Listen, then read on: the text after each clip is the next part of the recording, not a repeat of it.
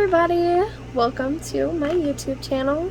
My name is Brittany, and I actually kind of want to start the channel off with a reading. Now this isn't going to be the only thing that I do on this channel, so please bear with me as I figure out the ways of YouTube and just check out the different things that are going to be up on the channel. So today we have a reading. It's called Implosions of Aggie Winchester. It is really hard to see because everything is glaring off of it. And it is by Lara Zielin. Please don't come at me if I say that wrong. So yeah, we're gonna go ahead, maybe read a chapter or two. So let's go ahead and dive into this by the author of Donut Days. So apparently she also wrote Donut Days. Chapter 1, Monday, March 9th at 7:55 a.m. Let's go. I pushed open my car door and stepped straight into a puddle of ice and slush. Fat, wet snowflakes fell like rain. I raised my hand and extended my middle finger toward the sky. The universe could suck it for creating March in Minnesota as far as I was concerned. By the time I got to my locker, my shoes were soaked, and my black-green eyeshadow called Decay was mixed with my mascara, and all but running down my cheeks. I almost didn't notice the flyer taped to my locker until I'd finished my combination. Join us for a night at the Hofbrauhaus, it screamed. Oh, hell, I muttered.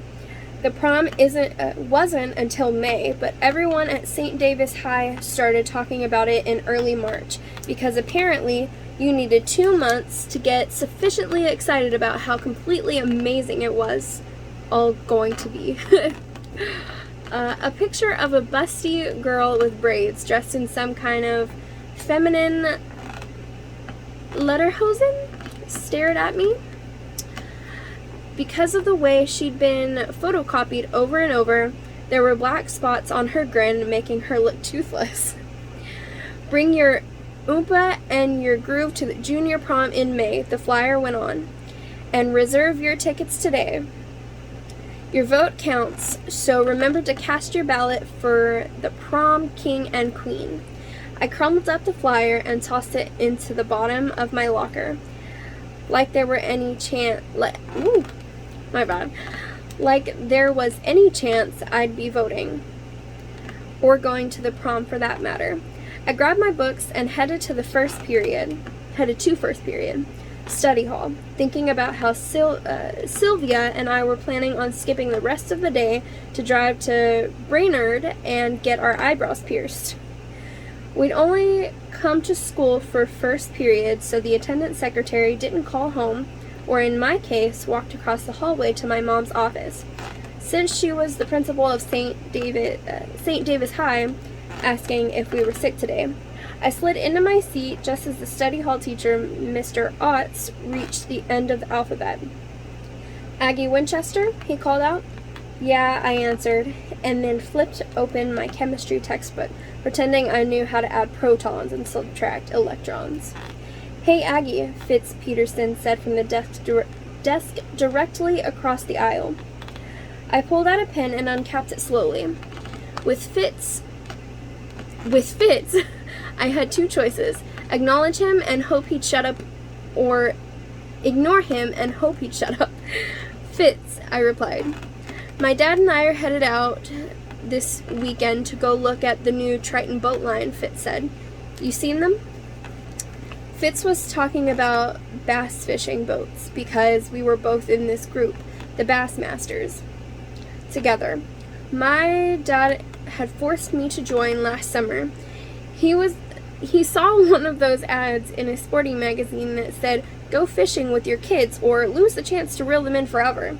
And something in his brain clicked.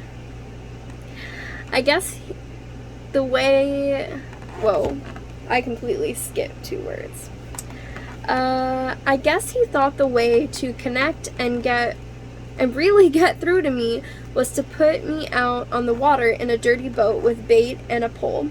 In the end, I figured it was better than his bonding alternative, community theater, since, as a general rule, thespians piss me off, and my dad can't act worth shit. Excuse all the words in here, I'm just reading straight from the book. Also, if you catch me looking up, I'm just making sure that my thing is still recording. Like I said, bear with me and while I figure all this YouTube stuff out. By all accounts, I should have hated fishing, but there was something about looking at all that empty water that cleared my head and helped me think. Not that I ever admitted that, mind you. I told everyone that my dad was making me fish to punish me, and I was trying to get my hours in. Anyway, Fitz assumed that I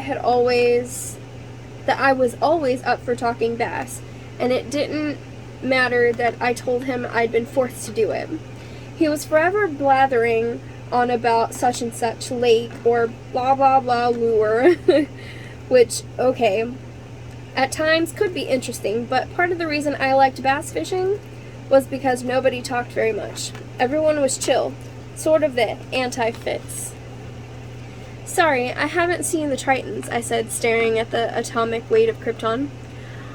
One of the new models has a 200 horsepower engine and an onboard battery charger, Fitz said, his curly hair bouncing slightly. Think of how fast that goes, you know? You could beat everyone else to the best fishing spots during a tournament. This is study time, Mr. Otts reminded the class while looking straight at Fitz and me. Shut up already, I whispered. The last thing I needed was detention for talking when I was about to skip. I clutched my pen, wanting to be mad at Fitz for never being able to shut his yap. But I couldn't work up to it. He talked with his goofy, ginormous mouth that I swear couldn't fit around an outboard motor. I wished Fitz... Whoa, what is that word? Gargantuan mouth made him ugly, but the truth was all his features worked together, meaning he was sort of okay looking. Sort of. Not that I'd ever tell him that. Hey, Ag, Fitz whispered, undeterred. Did you see the prom flyers this morning? You think you'll go? I swear prom is the one night when I'd date that ex-boyfriend of yours. Pulling up to prom in that badass car of his. Man, that would be awesome. To my surprise, I felt my face heat up. Fitz talked about a lot of crap, but this was the first time he'd brought up Neil. I didn't know what to say, but I sure as hell wasn't going to tell him that. A, I used to love it when Neil drove me around in his 1969 fully restored Chevy Impala, and B, I couldn't care less about going to prom, but I did still care about Neil. A lot. Did you guys ever spawn like salmon in the backseat of his car? Fitz asked. Did you flop around on top of each other? Leave it to Fitz to bring it back to fishing. Fitz wiggled in his seat like a salmon. Aggie likes to spawn. He sings song. I don't know why I sing song. Just the way it's on in the book. It's got like 3 extra letters. Except he was trying to be super quiet, so it came out in a whisper song, which sounded so stupid I wound up cracking a smile.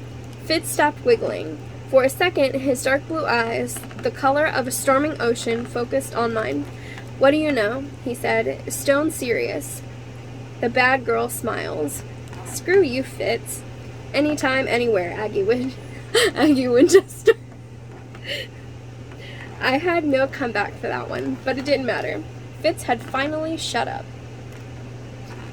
After first period, Sylvia and I climbed into her car and took off for Brainerd. The ride down there was 2 hours. The piercing was a pinch that was over in about 30 seconds. We had lunch at McDonald's and killed some time by sitting on swings in a park. On the ride back home, I kept flipping the passenger seat visor to look at the new addition to my face. A silver ring was embedded in my left eyebrow, which had swollen into an angry red wedge. It looked terrible. Let's see how many. Oh my goodness.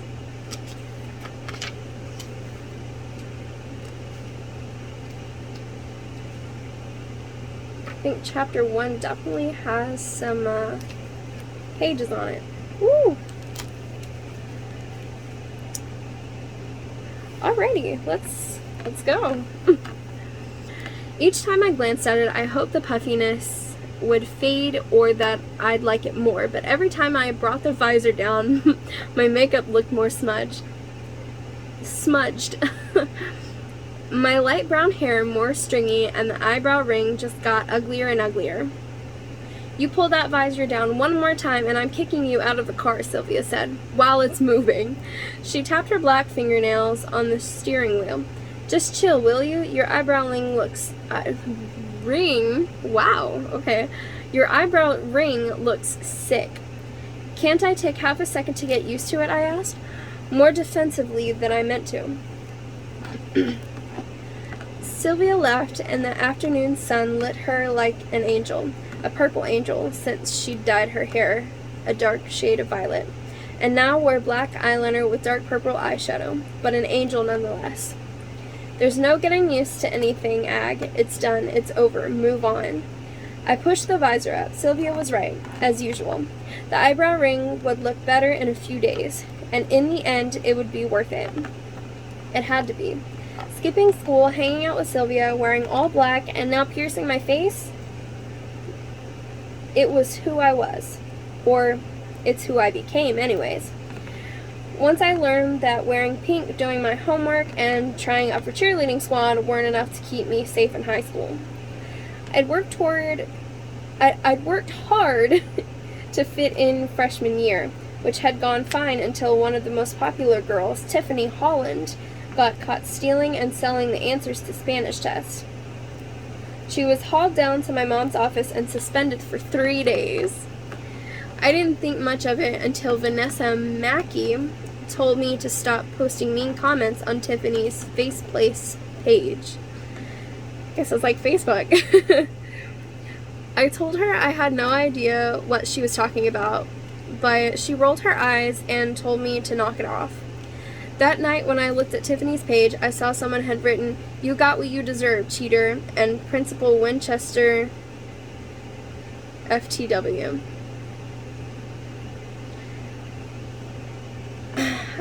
I'd laughed. It wasn't me, though I'd almost wished it was. There was no way Tiffany should have been going around selling answers while the rest of us were studying to conjugate irregular verbs. The problem was, no one believed I hadn't written those comments. When Tiffany came back to school from her suspension, she made it her mission to make people think I was a snitch. The principal's warm tongue, the girl who'd run and tell mommy that she knew about anyone. It was who ratted her out, she said. Oh, it was me who ratted her out, she said. When I told her it wasn't me, she spit in my face. Who else would defend the principal? She demanded as I wiped away her saliva from my cheek. The only loser stupid enough to do that is you. Everyone nearby tittered in agreement. I pressed my damp hand against the leg of my jeans and wished I could crawl in a hole and die. It wasn't long before Tiffany persuaded my friends to stop talking to me. I was a social leaper almost overnight. I lost everyone around me but found Sylvia. When someone goes goth at our school, you call it crossing over to the dark side. And freshman year, Sylvia had crossed. She was the only one in our class who'd done it. Back then, with her pale skin, dark lipstick, black clothes, and multicolored hair, she was at least as much of a pariah as I was, maybe even more. She was the only one who would talk to me, and she told me her secret. Look tough, act tough, and people will leave you the F alone. I'm not saying that one. Sorry, but not doing it. She was right, and when people didn't leave us alone, there was always the option of punching them or keying their cars. Something Sylvia wasn't afraid of doing when the mood struck her. There were days I felt like I'd found a friend and a bodyguard. So what will your parents do, you think? Sylvia asked, slamming the gas in order to pass a semi. I studied the bare farmland all around us. Probably ground me and take away my cell phone again, I replied. And tell you you're an embarrassment to the family, Sylvia offered. The dark lipstick around her mouth made her teeth flash bright white. The principal's kid who gets into constant trouble, I sighed dramatically. I put the back of my hand on my forehead as if I were aghast at being blemished on my mom's perfect image. We belonged to the country club. She played tennis and bridge and ran half marathons. She had 0 flaws except me. Maybe finally the eyebrow ring would be the thing that would make my mom stop buying me clothes from the wall and sticking them in my closet as a reminder of what I should be wearing. Maybe now she'd grasp that I was never going to join Maybe now she'd grasp that I was never going to join the debate club or the track team, even though she always posted the tryout flyers on her fridge, because at the end of the day, it was pretty obvious she was trying to help me. She was just embarrassed by me. So, you want to go to that party at Jefferson Talbot's this weekend? Sylvia asked, changing the radio station. Okay, I gotta take a pause. I am parched. Okay. Yeah, cool, I said, thinking Neil might be there too. Not that he'd acknowledge me, but I could at least see him. And if that happened, then those moments that bubbled up like a hot spring wouldn't be far behind. The ones that let me believe Neil still loved me just a little bit. Even now, 4 months after he had dumped me, a part of me knew I could scratch and scratch, but never satisfied the itch to be with him. Will Ryan be there? I asked. Yeah, probably, Sylvia replied. We texted about it a few times. Texted or sexted? I asked. That's privileged information.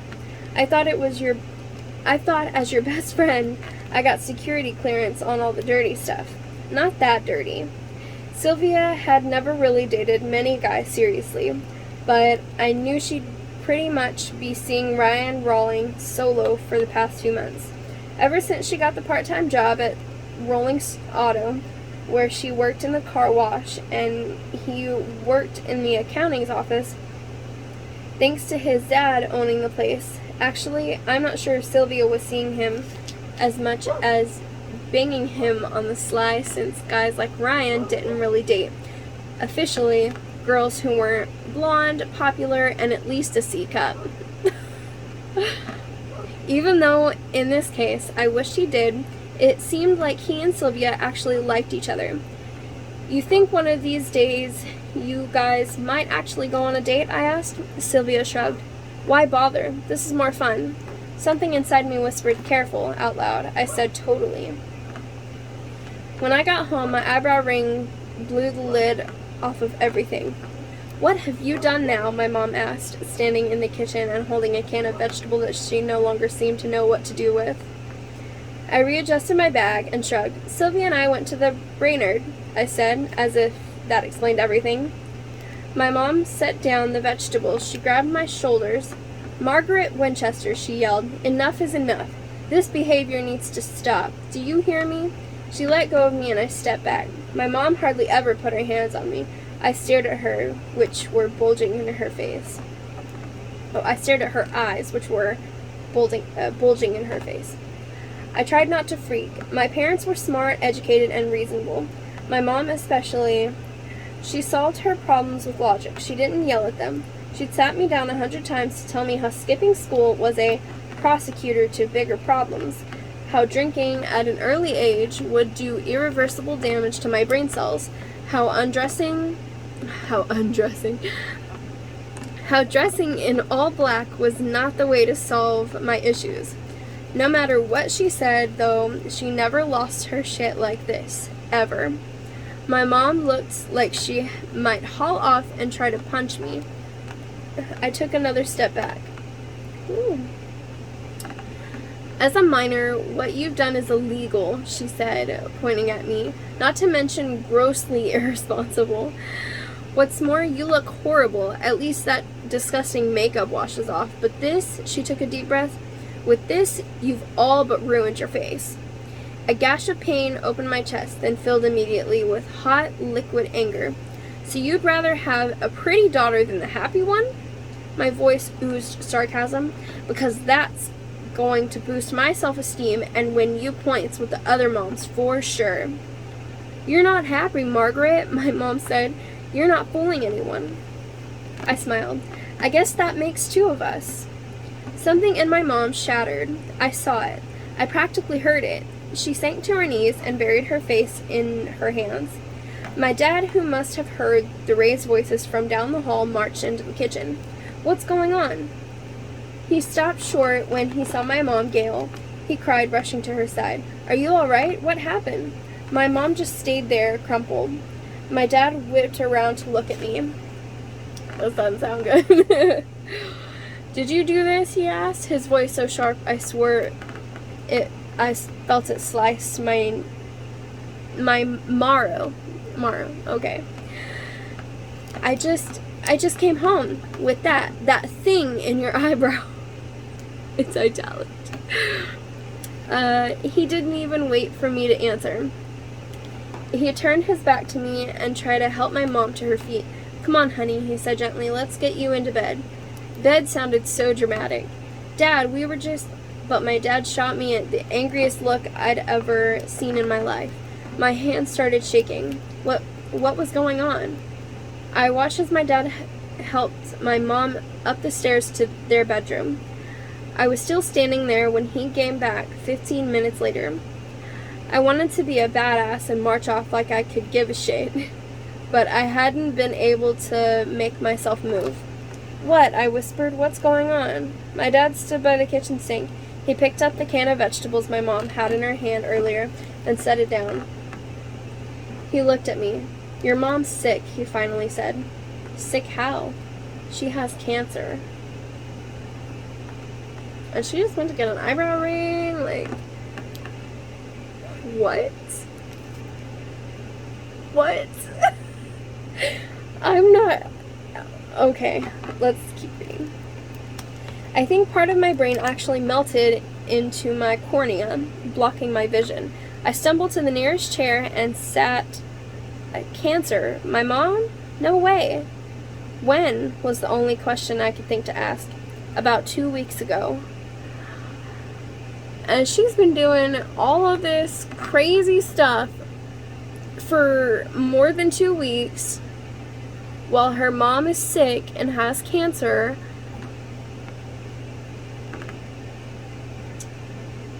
Oh my gosh. Okay. About 2 weeks ago, her doctor did a standard mammogram and found a lump in her breast. Aww.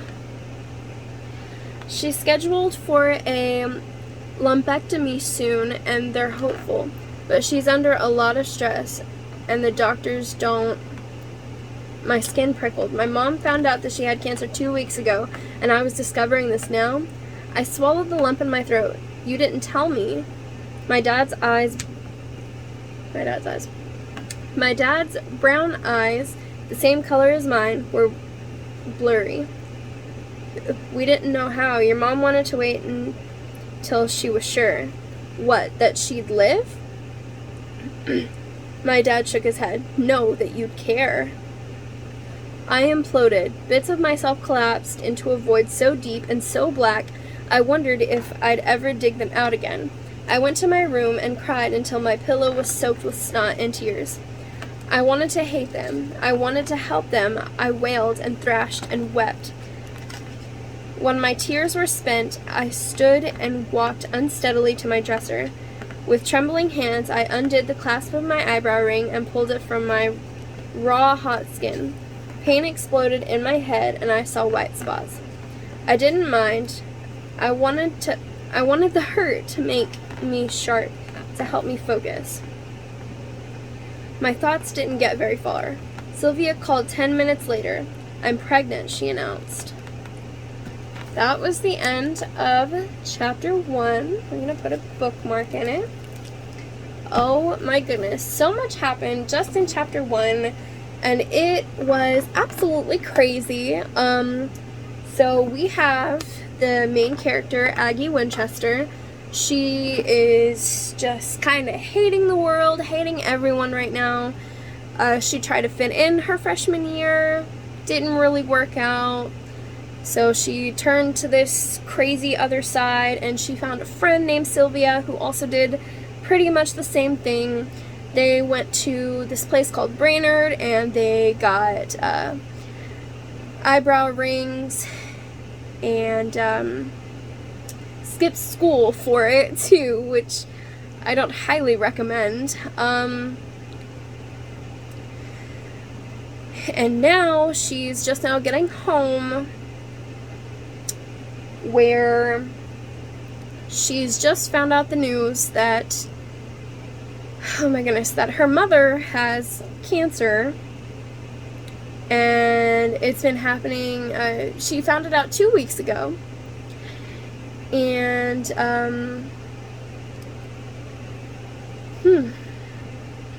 now she is just, she's falling apart in her room right now. But that is chapter 1. Thank you for listening. I really appreciate it, and hopefully you'll join me for the rest of the book. And I mean, I'm assuming that this girl on the front here, I'm going to assume that this is Aggie. She kind of looks like Aggie. She's pretty.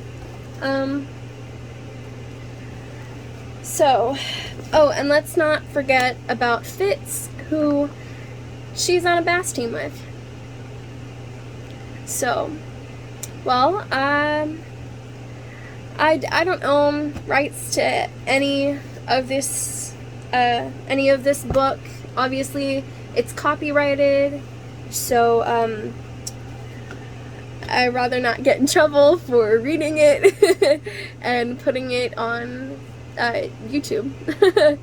So, yeah. Maybe you'll join me next time for chapter 2. Yeah. I hope everybody has a great day, awesome day, amazing day, just anything but bad. Yeah, I will get the hang of this.